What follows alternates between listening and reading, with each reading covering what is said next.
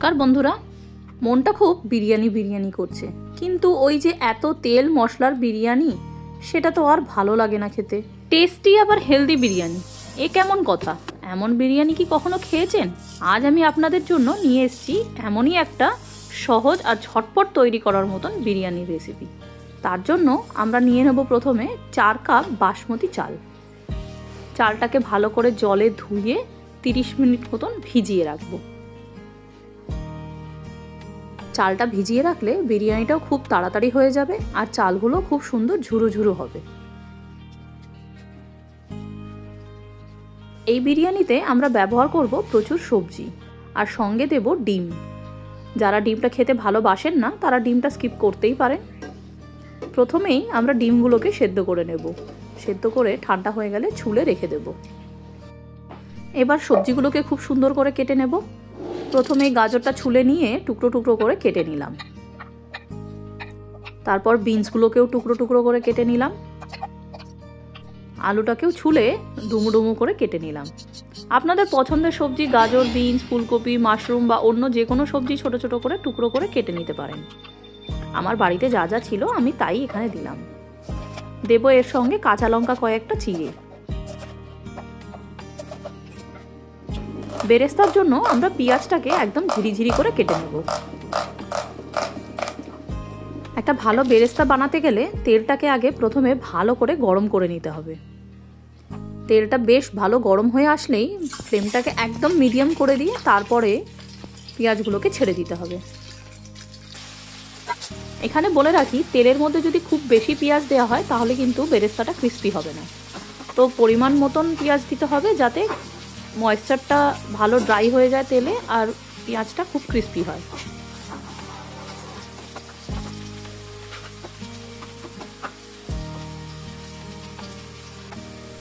পেঁয়াজের কালারটা আস্তে আস্তে বাদামির দিকে যাচ্ছে।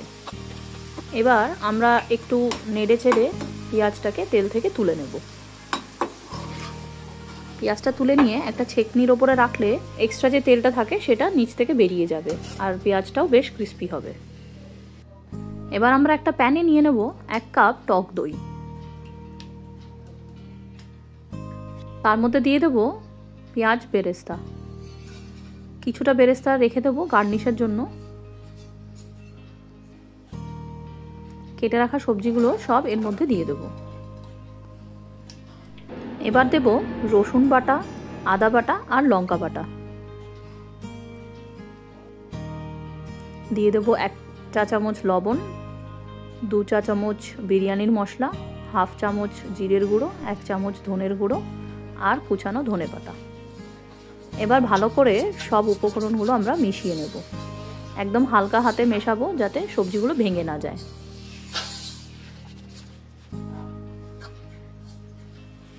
পেঁয়াজটা যে ভেজে রেখেছিলাম সেই তেলটাই এখানে আমরা ব্যবহার করব। আর চিড়ে রাখা কাঁচা লঙ্কাগুলো ওপর থেকে দিয়ে দেবো। এবার একটা ঢাকনা দিয়ে 15 মিনিটের জন্য ম্যারিনেট করতে রেখে দেবো।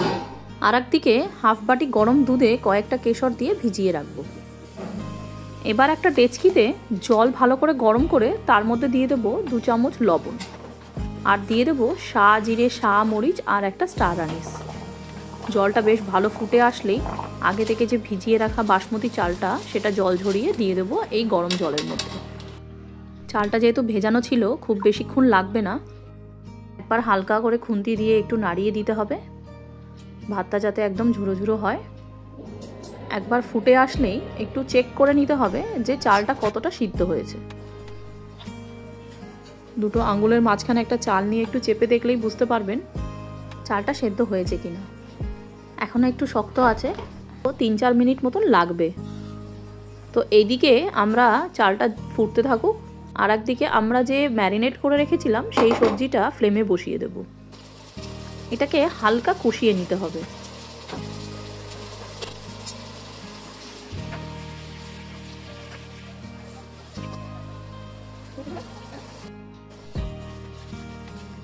খুব বেশি কষাবো না, মোটামুটি জল একটু বেরিয়ে আসলেই এর মধ্যে দিয়ে দেব মটরশুঁটি।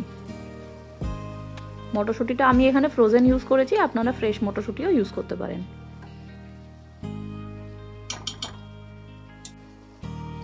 এবার দেখুন জল বেরিয়ে এসছে। এই স্টেজে আমাদের ভাতটাও অলমোস্ট 80% ডান হয়ে গেছে। সেই চালটা ওখান থেকে ঝরিয়ে নিয়ে এর ওপর থেকেই পুরো ভাতটাই একেবারেই দিয়ে দেবো। কোনো লেয়ারিংয়ের প্রয়োজন নেই এটাতে। ওপর থেকে দিয়ে দেবো কেশর ভেজানো দুধটা, সঙ্গে একটু ফুড কালারও মিক্স করে নিতে পারেন। যারা ফুড কালার খেতে চান না তারা এটা স্কিপ করতে পারেন। দেবো তার ওপর থেকে ভেজে রাখা পেঁয়াজ বেরেস্তা, দিয়ে দেবো তার উপরে ধনেপাতা কুচি। একদম শেষে ওপর থেকে দিয়ে দেবো 2 চামচ ঘি।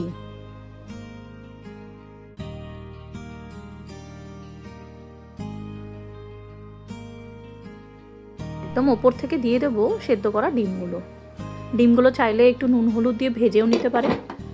আর যারা ডিম খেতে চান না তারা এটা স্কিপ করতে পারেন। 15 মিনিট ঢাকনা দিয়ে একদম কম আঁচে আমরা এটাকে দমে বসিয়ে রাখবো। 15 মিনিট হয়ে গেছে, আমাদের tasty and healthy biryani ready হয়ে গেছে। বাড়িতে থাকা সবজি দিয়েই এত সুন্দর বিরিয়ানি বানানো যায়, দেখতেই পেলেন। এই রেসিপিটা আরও নিজের মতন আপনারা মডিফাই করে নিতে পারেন। এর মধ্যে আপনারা সয়াবিন, পনির, মাশরুম এইগুলোও ব্যবহার করতে পারেন, আরও টেস্টি হয়ে যাবে জিনিসটা। তেল মশলা যতই কম খাওয়া হবে ততই স্বাস্থ্যের পক্ষে ভালো। এই বিরিয়ানিটার মধ্যে কিন্তু আমি কোনো মিঠা আতর, কেওড়া জল বা গোলাপ জল ব্যবহার করিনি। সেটা যারা করতে চান সেটা করতেই পারেন, কিন্তু এভাবেও কিন্তু বিরিয়ানিটা খুবই সুন্দর লাগে। আর বিরিয়ানির মশলার রেসিপিটা আমি খুব শীঘ্রই আপনাদের সাথে শেয়ার করব। এই রেসিপিটা কেমন লাগলো আমাকে অবশ্যই কমেন্ট করে জানাবেন। আমার চ্যানেলটি যদি এখনও সাবস্ক্রাইব না করে থাকেন, সাবস্ক্রাইব করে বেল বাটনটা প্রেস করতে একদম ভুলবেন না। আরও নতুন নতুন রেসিপি দেখতে গেলে আমাদের চ্যানেলে চোখ রাখুন। আর ভিডিওটি ভালো লাগলে লাইক, শেয়ার আর কমেন্ট করে দেবেন।